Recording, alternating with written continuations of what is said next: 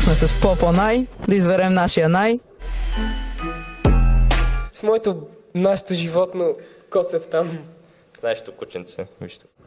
Там е Бати. Ага, Бати. Най-вече с самочувствието си и всъщност с ръката ми, защото това са единствените ми приятели.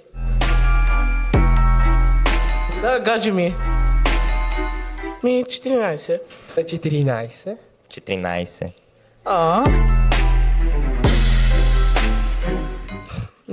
Себе си, най-вече. Не знам, бе. Като цяло, сериозен отговор ли искате или? Разбира се, тук всичко е сериозно. Искам да отида да уча в Англия, защото сестра ми учи там. Тя се занимава с балет и е на 11 и учи в Кралското балетно училище. И искам да отида да уча Германия, в Англия, право или икономика и така. Аз още не съм сигурен дали да влизам в Лайстонг. Прецени си. Прецени си, не зависи. Абе хубаво, ама не много. Добре. Молкови. Объргахте декора, екип. Морков. Зеле, ама. Почти оцелихте този път. Браво.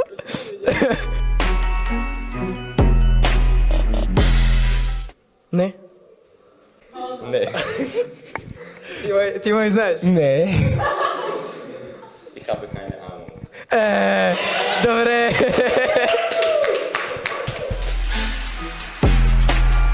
Не.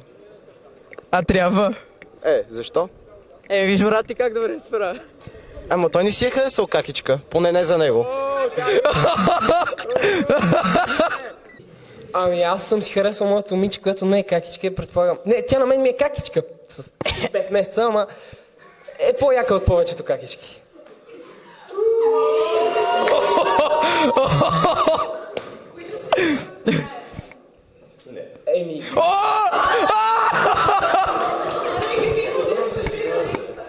Не точно. Най-вече харесвам себе си. Искам да бъда като себе си, но пак не мога. Защото съм уникален по рода си. Нито едно от двете. Стихче. Знаете ли нещо общо или? Не. Чакай. Не. Да. Голям си коце, жени да сменяш бързо. Достатъчно. Най-вече песен. Да, изпях го на моя приятел Никола, защото видях, че много му липсвам. Никола, това е за теб. За кой ли път си тръгвам, но после се връщам. Това е. А знаете ли, че тази зелка не е мита по принцип?